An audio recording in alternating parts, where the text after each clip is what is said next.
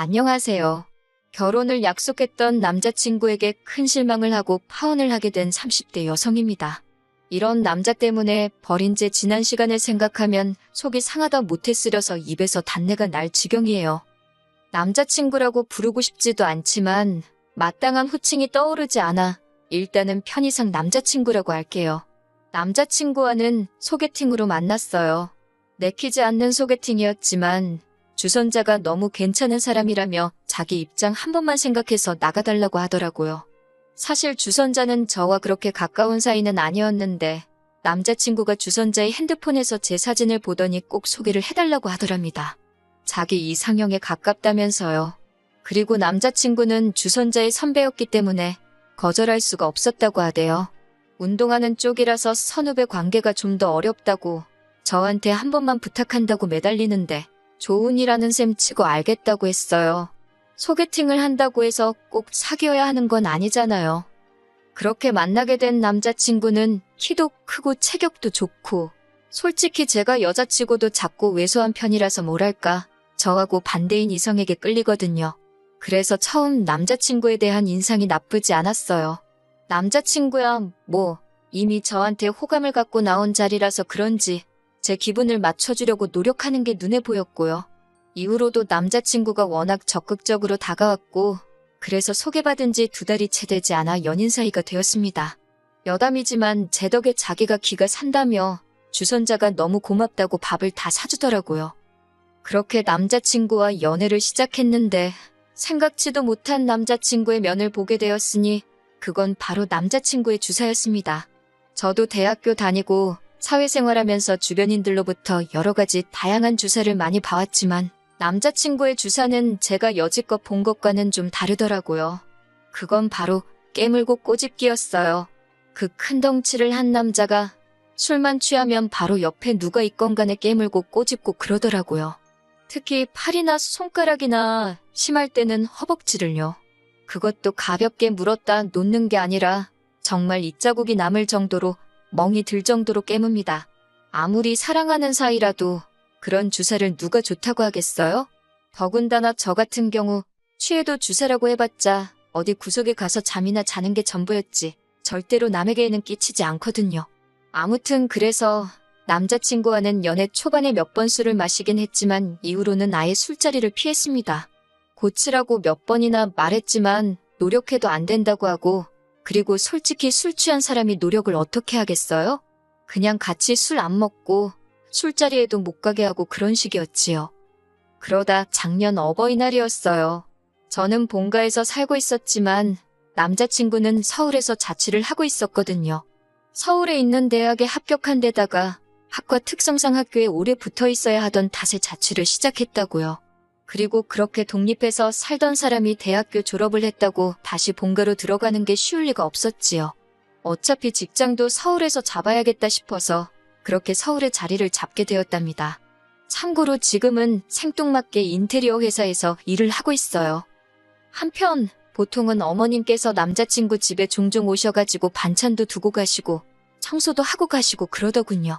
지나가는 말처럼 남자친구가 저더러 어머님 오시는 날 맞춰서 자기 집에 오라고 그래서 얼굴도 투구하면 좋겠지 않냐고 하는데 몇 번을 거절했네요. 솔직히 결혼 이야기가 나오기 전까지는 남자친구 집에 가고 싶지 않았거든요. 친구 이야기라 제가 이렇게 말하긴 뭐한데 제 친구 중 하나는 자기가 무슨 우렁각시라도 된다고 생각을 하는 건지 남자친구가 출근하고 없는 집에 가서 쓸고 닦고 아주 그냥 정성도 그런 정성이 없더라고요. 아니 말이 좋아 정성이지 고생도 사서 한다 싶었지요. 뭐 제가 나설 자리는 아니라서 적당히 하라고 한마디 하고 말았지만요.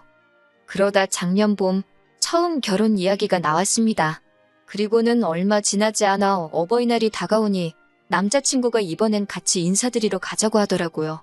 프로포즈까지 승낙한 마당에 안 간다고 하는 것도 좀 말이 안 되는 것 같아서 그래서 내려갔어요. 서울에서 차로 2시간쯤 거리더라고요.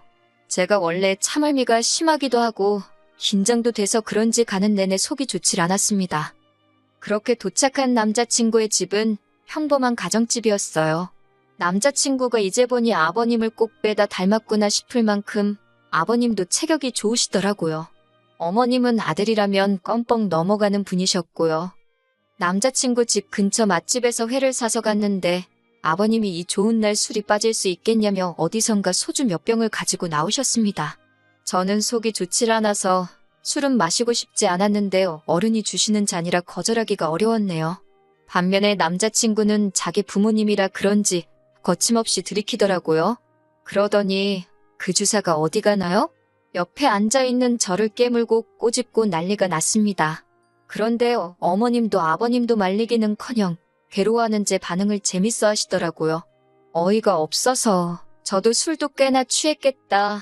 에라 모르겠다. 너도 당해보라는 생각으로 남자친구가 저에게 한 것처럼 남자친구 팔을 꽉 깨물었습니다. 그랬더니 남자친구가 악소리를 질렀고 그제서야 어머님께서 저더러 그래도 그렇지. 그렇게 사람을 세게 깨물면 어떡하냐고 신경질적으로 한마디 하시더라고요. 제 팔이 무슨 개뼈다귀 마냥 남자친구한테 물리고 있을 때는 귀엽다 웃기다 하시던 분이 너무 짜증이 나서 이번엔 식탁 밑으로 남자친구 발을 꾹 밟았어요. 그러자 남자친구도 취기가 올라서 그런지 그걸 참지를 않고는 저한테 야하고 소리를 지르더라고요. 그래서 왜 하고 저도 받아쳤습니다. 그리고는 어머님 아버님께 저는 속이 너무 안 좋아서 좀 쉬어야겠다 하곤 남자친구가 본가에서 지낼 때 쓴다는 방에 들어가서 자버렸어요. 솔직히 지금 생각해보면 저도 제가 무슨 정신으로 그랬는지 잘 모르겠습니다. 그렇게 몇 시간이나 잤을까요? 남자친구가 이제 집에 가자며 저를 깨우더라고요. 근데 남자친구가 아직 술이 다 깬 것 같지가 않았어요. 저도 마찬가지였고요. 그래서 대리 불러서 가자고 했더니 남자친구가 자기 술 다 깼는데 저더러 과민 반응이랍니다. 다행히 이때는 어머님께서 그러지 말고 제 말대로 대리 불러서 가라고 해주셨어요. 그래서 대리 불러서 왔는데 농담이 아니고 대리비만 거의 20만 원 가까이 나왔습니다. 돈이 아깝기는 했지만 누굴 탓하겠어요. 그래도 어머님 아버님 댁에서 자고 오자고 안 하는 게 어디냐 그렇게 생각했습니다. 바보같이 눈에 씌인 콩깍지 때문에 그 와중에도 좋은 점만 보려고 했던 것 같아요. 이후로 저희는 천천히 결혼 준비를 해나가기 시작했습니다. 금전적인 부분부터 시작해서 제 생각과 다른 부분도 있었고 서로 직장 문제도 있어서 뭐하나 속 시원하게 진행되지가 않더라고요. 그리고 이것 때문에 남자친구와 조금씩 다투기도 했어요. 아무리 서로 다른 두 사람이 만나서 하는 결혼이라지만 연애 때는 안 그랬는데 왜 막상 결혼 준비를 시작하니까 이렇게 다투게 되는 건지 이해할 수가 없었지요. 헤어져야 하나 그런 생각을 안 한 것도 아니었네요. 하지만 늘 결정적인 순간에 남자친구가 먼저 미안하다 손을 내밀었고 저도 30이 넘은 나이에 이 사람과 헤어지면 다른 누군가랑 다시 언제 또 시작하나? 그리고 이 모든 과정을 또 반복해야 될 거라 생각하니 답답하기도 했고요. 그래서 남자친구가 손 내밀면 못 이긴 척 잡고 그렇게 버텼던 것 같아요. 다른 사람들도 별반 다르지 않을 거라고 스스로를 이해시키면서 말이에요. 한편 그러다 지난 늦은 가을에 저희 어머니가 큰 사고를 당하셨어요. 원래도 무릎이 안 좋으신데 계단에서 넘어지시면서 그대로 고꾸라지셔가지고 무릎이 완전히 나가서 수술하고 철심을 박으셨지요.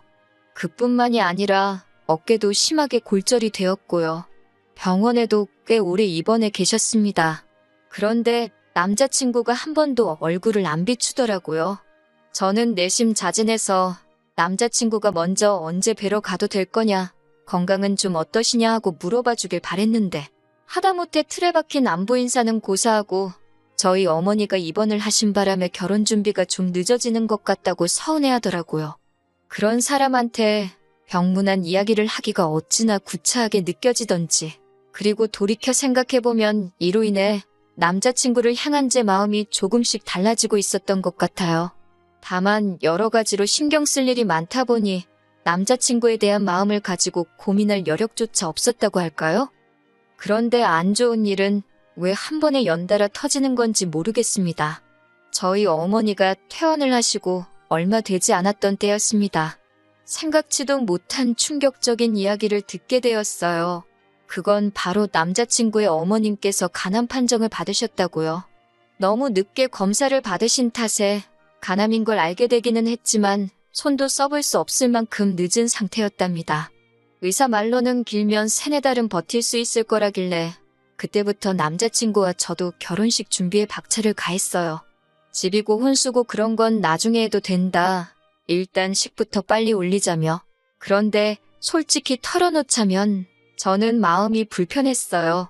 저도 여자고 결혼에 대한 저 나름대로의 기대치라던가 그런 게 있었으니까요. 그래서 갑자기 번갯불에 콩거 먹듯 준비에 박차를 가하는 게 내키지 않았네요. 하지만 동시에 비록 한 번밖에 뵌 적 없는 어머님이셨지만 마음이 쓰이더라고요. 복잡한 심정이었네요. 하지만 어머님께서는 한 달도 채 버티지 못하고 세상을 떠나셨습니다. 한 달은 마음의 준비를 하기에도 부족한 시간이었고 남자친구에게는 어쨌든 갑작스러운 일이었지요. 그렇게 어머님 장례식장에 저는 당연히 갔습니다. 회사에 휴가를 냈고 그렇게 3일 내내 남자친구 옆을 지키며 조문객을 맞았어요. 비록 결혼은 하지 않았지만 그게 마땅히 제 할 도리라고 생각했습니다. 저희 부모님께서도 안타까워하시며 부의금으로 50만 원 보내셨고요. 그렇게 장례식이 끝나고 한 일주일쯤 지났을 때였어요. 결혼 이야기는 다시 올스탑이 된 상황이었고요. 그런 와중에 하루는 늦은 밤이었는데 밖에서 고래고래 누군가 제 이름을 부르는 것 같더라고요. 그래서 내다보니 세상에 한눈에 봐도 남자친구가 고주망태가 되어서는 아파트 단지 내에서 그렇게 시끄럽게 저를 찾고 있는 게 아니겠어요? 제가 놀라서 뛰어내려갔습니다. 그랬더니 남자친구가 제 어깨를 딱 잡고서는 저더러 한다는 소리가 저희 부모님 후회할 거랍니다. 자기가 저랑 결혼하면 저희 부모님한테 어떻게 하는지 한번 두고 보래요. 저는 이게 무슨 소린가 제 귀를 의심했지요. 무슨 소리를 하는 거냐고 정신 차리라니까 어떻게 어머님 장례식에 저희 부모님이 안 오실 수가 있냐고 그래요. 하지만 저희 어머니는 수술로 인해 여전히 혼자 거동이 어려우신 상황이었고 아버지께서는 직장에 나가셔야 했으니 당연한 거 아닌가요? 그리고 저희 어머니가 아프셨을 때 안부 한번 제대로 묻지 않았고 전화 한번 드린 적 없으면서 어쩜 이렇게 사람이 뻔뻔한가 싶더라고요. 그래서 제가 지금 그게 네가 할 소리냐고 물었어요. 100번 양보해서 우리 부모님이 안 가서 네가 서운하다고 쳐도 뭐 나랑 결혼하면 우리 부모님한테 뭐 어쩔 거냐고 그게 지금 협박이냐고 따졌지요. 무서워서 너랑 결혼하겠냐고 헛소리 짓거리는 거 보니 너랑 결혼 못하겠다고 헤어지자 했습니다. 사실 그때만 하더라도 반은 진심, 반은 홧김에 내뱉은 말이었어요. 그런데 제가 헤어지자고 하니까 순간 남자친구 눈빛이 살기를 보였다고 할까요? 순식간에 제 손목을 낚아채고 안 놔주는데 이대로 물어뜯거나 비틀어버릴 것 같아서 소름이 확 끼치더라고요. 그래서 저도 모르게 아빠 하고 소리를 꽤 질렀습니다. 그리고 그때 생각지도 못한 일이 벌어졌어요. 저희 동뿐만 아니라 옆동과 앞동 아파트에서 몇몇 아저씨들이 뛰쳐나오셨거든요. 아마도 딸 있는 아버지들이 순간 내 딸이 소리를 질렀나 싶어서 반사적으로 튀어나오신 것 같았지요. 그리고 그 안에는 저희 아버지도 계셨습니다. 저희 아버지를 포함해 순식간에 모여든 중년의 아저씨들이 남자친구가 제 손목을 비틀다시피 잡아챈 걸 보고는 남자가 여자한테 뭐 하는 짓이냐며 당장 놔주라고 호통을 치기 시작하셨어요. 특히나 저희 아버지는 몸도 약소하신데 그럼에도 불구하고 당장이라도 남자친구를 때려눕히실 기세로 달려드셨지요. 그래도 다행히 아버지뿐만 아니라 주변 아저씨들까지 있으니 남자친구도 그 기세에 눌렸는지 더는 난리를 치지 않고 순순히 제 손을 놔주고는 슬금슬금 꽁무니를 내빼더라고요. 상황이 어느 정도 진정이 되고 나서야 아버지께서 경비 아저씨께 남자친구의 사진을 보여주며 상황 설명을 하셨어요. 아파트에 출입하지 못하게 막아달라고 부탁을 드렸지요. 그리고는 곧이어 아버지와 제가 자리에 계셨던 분들께 죄송하고 감사하다는 인사를 드렸습니다. 그러자 다들 저더러 조심하라고 한마디씩 해주시더라고요. 요새 제정신 아닌 인간들이 많다면서요. 다음 날 남자친구에게 미친 듯이 전화가 오기 시작했습니다. 문자도 오고 음성 메시지도 남겼더군요. 그냥 지워버리려다 확인해보니 혼자서 전화기에 대고 울고 화내고 아주 원맨쇼가 따로 없대요. 뭐 내용이야 다 자기가 술 취해서 그런 거다. 서운해서 그랬다. 말이 헛나왔다. 전혀 와닿지 않는 변명일색이었습니다. 미안하단 말도 성의가 없이 들렸고요. 처음엔 그냥 무시할까 하다가 그러다 또 아파트로 찾아오고 할까 싶어서 결국 만나서 깔끔하게 정리를 하는 쪽으로 마음을 정했어요. 약간의 불안한 마음에 약속 장소는 경찰서 근처 카페로 정했지요. 그리고는 절 보고는 아무 일도 없던 척하며 실실 웃는 그 기분 나쁜 얼굴에 담담하게 헤어지자 했네요. 남자친구는 이내 울그락불그락 얼굴색을 바꾸고는 어머님이 자길 떠난 지 얼마나 됐다고 저까지 자길 떠나냐면서 자기가 불쌍하지도 않냐입니다. 그러면서 이렇게 자기한테 상처 주면 돌아가신 어머님이 절 가만둘 것 같냐고 그래요. 그런 말 한마디 한마디에 그나마 남아있던 정까지 뚝뚝 떨어지더군요. 그리고 결국은 헤어졌습니다. 이후로 제 휴대폰 번호도 바꿨고 출퇴근 시간에는 동료랑 카풀을 하거나 아니면 아버지와 동행을 하고 있지요. 지난번 사건으로 아파트 경비 아저씨도 외부인 출입에 촉각을 세워주고 계시고요. 그리고 그날 자리에 계셨던 아저씨들이 오며 가며 아는 체를 해주시는데 그게 꽤나 의지가 됩니다. 솔직히 말하자면 힘든 시간도 있었지만 좋았던 기억도 많았기에 이별을 했다고 해서 후련하기만 한 건 아니더군요. 하지만 마지막에 보여준 그의 못난 모습, 불쾌한 행동, 악의가 가득한 표정들이 금세 그 좋았던 기억도 잊게 해줄 것 같아요. 단지 시간이 좀 걸리겠지만요. 아, 그리고 이건 여담이지만 저희 소개팅을 주선해줬던 사람한테 연락이 왔는데 아무리 그래도 그렇지 부모님 돌아가신 사람한테 헤어지자고 하는 여자가 어딨냐고 저더러 의외로 못된 구석이 있다네요. 어이가 없어서 그렇게 불쌍하면 네가 걷어주라고 쏘아붙이고는 그 주선자란 작자하고도 손절했습니다. 끼리끼리라는 말 잊지 말아야겠어요.